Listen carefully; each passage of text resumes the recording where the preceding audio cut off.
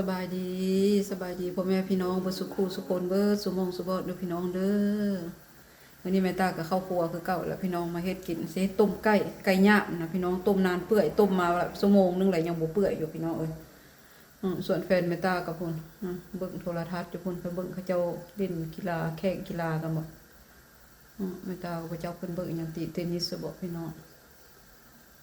เพิ่นเฮ็ดยันเทนนิสเนาะว่าตีนั่นแหละพี่น้องบ่มีหยังเฮ็ดกินพี่น้องแม่ตาเตรียมแล้วต้มตั้งแต่5 โมงพี่น้องตอนนี้ก็6 โมงบ่าย6 โมง 28 นาทีละยังบ่เปื่อยอยู่พี่น้องแม่ตาสิให้เบิ่งมีหยังก็ใส่พี่น้อง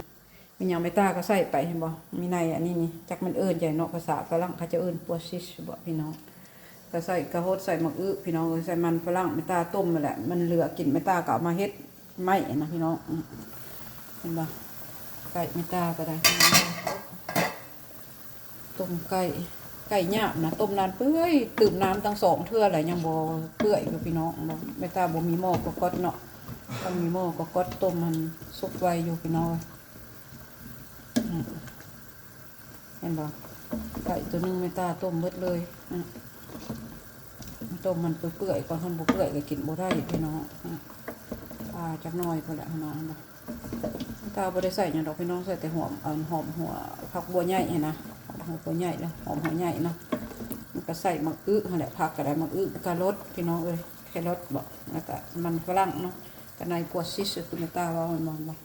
ใส่มะอึเด้ใส่กะรสเด้แล้วก็มันฝรั่งเนาะพี่น้องเนาะนี่ในปัวซิสนี่แหละจากบ้านเฮาเพิ่นเอิ้นหยังแซ่บได้แม่ตามักกินได้พี่น้องแซ่บมักกินนั่นแหละพี่น้องทาจักหน่อยเนาะพี่น้องเนาะเขาจักสิเฮ็ดอีหยังกินพี่น้องที่จริงแม่ตาอยากตักเอาได้น้ำมันนี่แฟนแม่ตาเพิ่นว่าบ่ใส่ไว้รสมันค่อยนัวค่อยแซ่บว่าซั่นแม่ตาหันตักออกจนเบิดน้ำมันนะพี่น้องเพิ่นบ่ให้ตักออกแฟนแม่ตาหันเฮ็ดผู้เดียวแม่ตาตักเอาเบิดต้มฝือกันน้ำมันนะคันเฮ็ดฝือเนื้อแม่ตาก็ตักน้ำมันออกจนเบิดแฟนแม่ตาว่าบ่แซ่บเอาน้ำมันออกเบิดเพิ่นว่าต้องจมน้ำมันไว้ได้มันค่อยนัวที่ฮักว่าซั่นก็เลยปะตามใจเพิ่นพี่น้องนี่เห็นบ่จักหน่อยเด้อพี่น้องเด้อถ้าเบิ่งจักหน่อยเนาะพี่น้องเนาะแป๊บนึงแม่ตาก็สิกึบใบต้มไก่แม่ตาก็ได้นี่ต้มมันเปื่อยๆพุ่นพี่น้องโอ้น้ำที่เก่าพี่น้องถ้าจักหน่อยโอ้ยแม่ตาพี่น้องแตกจวดเลยพี่น้องจ้ะพี่น้องบรรยากาศงามแรงมีทงไห้ทงนาบ้านแม่ตาแหละพี่น้องบรรยากาศยามแรงตอนนี้6 โมงป่าย6 โมงครึ่งแหละพี่น้องบ่ถ้าต้มไก่แม่ตาสุกเนาะพี่น้องออกมาย่างเบิ่งทงไห้ทงนาเลยนึงเป็นแม่ตาบนหนาวสิย่างลงไปลุ่มพุ่นแหละพี่น้องเห็นบ่บรรยากาศยามแรงพี่น้องเอ้ยเนาะพี่น้องเนาะออกมาเบิ่งท่านี่ก็บริเวณข้างเฮือนแม่ตานี่แหละพี่น้องบรรยากาศยามแรงน้องเอ้ยฝนกระตกบ่เศร้าจักเถื่อเนาะพี่น้องเนาะแม่ตาหลุดเมื่อยหน้าตาก็ได้พี่น้องเอ้ยอันนี้ก็ยางเล่นพวกพี่น้องสมเนาะบรรยากาศคักว่าพี่น้องบรรยากาศดีเนาะพี่น้องเนาะบรรยากาศเย็นสบายพี่น้องหนาวกับบนหนาวแห้งดอกพี่น้องกระสันไม่ตายย่างออกมาบ่ได้นี่ใส่เกือบแตะเลยขันหนาวแห้งย่างออกมาบ่ได้เลยพี่น้องย่างออกมาสูบอากาศน้อยนึงสำสารไก่ไม่ตาซุกเนาะพี่น้องทางหลังก็นะทางหลังบ้านโอ้เลยไม่โดนเลยไม่ตาบ่ได้ย่างเปลี่ยนธรรมดาไม่ตาไปย่างออกกำลังกายตลอดแต่ว่าฝนตกย่างบ่ได้พี่น้องก็เลยบ่ได้ไปใส่กระยุดแต่เฮือนไม่ตาก็ได้แฟนส่วนออกไปลิ้นในเมืองก็บ่ไปเอาจะนอนไปเบิ่งอันนั้นกันพี่น้องจะนอนไปเบิ่งต้มไก่ไม่ตายบ่มือแทงเลยเนาะพี่น้องเนาะจะไปเบิ่งหม้อต้มไก่ไม่ตาเป็นยังไง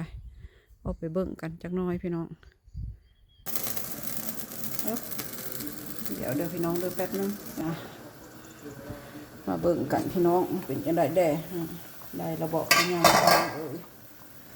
มันได้เปื่อยเถอะดอกมันก็ว่าน้ำแห้งอีกแล้วพี่น้องนานเปื่อยบ่กินกะยะขนาดคันบ่มันนานเปื่อยไปสิแหละต้องต้มดนๆพี่น้องผักแซ่บได้แม่ตามากินกะยะต้มข้าวเปียกก็แซ่บเอามาต้มแล้วก็เฮ็ดซัวนะพี่น้องซัวไก่นะใส่ผักแพรวใส่หอมหนามเนาะแซ่บพริกแห้งลงไปข้าวคั่วลงหน่อยนึงหอมแซ่บพี่น้องอันนี้แม่ตาก็ต้มมันบ่ยังบ่เปื่อยอยู่พี่น้องบ่เบิ่งขาก็ยังบ่ทันเปื่อยเนาะยังบ่เปื่อยยังท่าอีกน้อยนึงพี่น้องจะได้ตื่มน้ำอีกแล้วนี่ Chérie, il faut que je rajoute de l'eau encore parce que là c'est pas cuit encore. Oh, ça fait 1h30 que je fais cuire. 1 โมงครึ่งแหละพี่น้องไม่ตา1 ชั่วโมงครึ่งผ่านไปละ2 ชั่วโมงพุ่นละคิดว่านี่ตื่มน้ำอีกก่อนพี่น้องแป๊บนึงเด้อพี่น้องเด้อไม่ตาตื่มน้ำไปนึงน้องพี่น้องแม่ตาตื่มน้ำลงไปแล้วคุณมันขนาดเลยพี่น้องแต่แฟนแม่ตาเพิ่นบอกให้ตักออกไปแล้วไปเนาะพี่น้องตื่มน้ำในกระทะจนน้ำแห้งพอแม่ตาเขาจะเอาพักลงพี่น้องน้ำมันแห้งมันซุกแดดนะใกล้ซุกก็เลยเอาน้ำลงเอาอันพักลงเราผิดพี่น้องขอโทษนี่คือไปถ่ายอีกน้อยนึงเนาะพี่น้องเนาะน้อยพอละหิวแล้วได้แม่ตาก็ได้พี่น้องมาพี่น้องมาเบิ่งนำกันคือสิได้ละที่บัดนี้เนาะพี่น้องเนาะนี่เป็นจังไรพี่น้องจะไก่คอยมันเปื่อยหรือยังกันกินกับแฟนมาตาหันต้มเปื่อยดีเลยพี่น้องเนาะมันคือสิได้แหละพี่น้องเห็นบ่เปื่อยหลายกับโบแซ่บพี่น้องพอดีกินวันนี้แม่ตาก็สิเอาพักลงแบบนี้พี่น้องเอากระโหดเอามาเนี่ยลงพี่น้องบ่มันฝรั่งแม่ตาต้มซุกแล้วมันเหลือกินนะพี่น้องแล้วแม่ตาจะมาใส่กับอันในมากอย่างแหละแม่ตาก็บอกจักเนาะภาษาลาวภาษาไทยเป็นอยู่ในแม่ตาก็บอก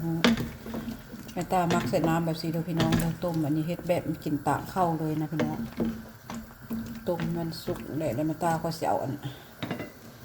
ในอันนี้ลงไปพี่น้องเนี่ยแม่ตาสิใส่ในอันนี้ลงไปพระเจ้าอย่างบ้านเขาแต่แม่ตาเพิ่นปวดซิสวะภาษาฝรั่งภาษาไทยภาษาลาวจักเพิ่นมากอย่างเนาะพี่น้องแม่ตาก็บ่เคยกินได้อยู่เมืองลาวก็สิมากินอยู่นี่แหละพี่น้องนี่ก็มันฝรั่งพี่น้องจ๋าเห็นไหมมันฝรั่งมันตาต้มซุกกันแหละพี่น้องเหลือกินมันตาจะมาใส่ต้มใส่ไก่นะเฮ็ดกินแบบนั้นเลย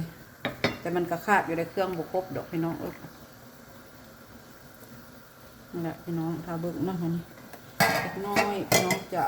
ทาฟดนะพักลงตาก็เสียวนั้นลงแป๊บพี่น้องพี่น้องแม่ตาเก่าพักลงไปแล้วเรียบร้อยเลยด้วยพี่น้องเด้อเอาพักลงไปแล้วนะอะไรพี่น้องเป็นตาแซ่บดีกว่าพี่น้องสีสันต้มไก่ใส่มันฝรั่งใส่กระโหดใส่มะอื้อเอาแต่แม่ตาสิเฮ็ดแหละพี่น้องมีผักอย่างแม่ตาก็ใส่ผักเขียวบ่มีใส่แบบนี้พี่น้องเปื่อยแล้วมะอื้อก็ได้ไม่เปื่อยเลยกระโหดต้มด้วยแต่มันฝรั่งนะพี่น้องใส่กระโหดแด่ใส่ซีทุยแด่เนาะพี่น้องเนาะภาษาฝรั่งหันมะอื้อกับเมนซีทุยพี่น้องมันฝรั่งกับเมนปมด้วยแต่เนาะแล้วก็กระโหดก็คือกระโหดเลยเนาะพี่น้องภาษาไทยเมนแครอทภาษาฝรั่งกับเมนกระโหดพี่น้องเมตากระกระโหดแหละพี่น้องเป็นตาแซ่บที่บอกพี่น้องได้แต่บ่มีผักเขียวใส่น้อยนึงเมตาลืมอันผักปัวโรนะพี่น้องc'est ça chérie c'est quoi c'est le poireau il manque le poireau c'est ça หัวคือหัวผักเทียมมันนะพี่น้องใบใหญ่ๆหัวใหญ่ๆยาวๆนะตาลืมบอกให้แฟนซื้อมาให้เพื่อนไปตาก็เลยย่ามีเด็กก็ใส่อันนั้นกินไปเนาะพี่น้องเนาะแซ่บคือกันนะพี่น้องว่าบอกนี่แหละพี่น้องถ้าพักซุกแล้วกระป๋องแล้วกับพร้อมเสิร์ฟแหละพี่น้องพักก็เริ่มซุกแล้วยังเหลือกระหดน้อยนึงถ้าไม่ตาใส่อันซีถ้วยหันซุกแล้วพี่น้องหมักเปื่อยละไม่ตามักกินได้หมักนะพี่น้องแซ่บเนาะพี่น้องว่าบอกสำหรับคลิปนี้แม่ตาก็สิขอจบบรรยากาศไว้สำนี้เด้อพี่น้องเด้อพอกันใหม่คลิปหน้าเนาะพี่น้องเนาะท้ายคลิปนี้แม่ตาก็ขอกล่าวคำว่าสบายดีพี่น้องโชคดีร่ำรวยอยู่ดีมีแห้งความเจ็บอย่าได้ความไข้อย่ามีโชคดีตลอดไปเด้อพี่น้องเด้อเป็นยังไงแม่ตาก็ขอบขอบใจหลายๆน้องพ่อแม่พี่น้องท่านใดที่เข้ามารับชม โทษพี่น้องท่านใดที่เข้ามารับชมคลิปเมตตาให้กำลังใจเมตตาเนาะพี่น้องเนาะเมตตาก็ขอบมกขอบใจหลายๆเด้อพี่น้องเด้อไปแล้วพี่น้องบ๊ายบายสบายดีพี่น้องเอ้ย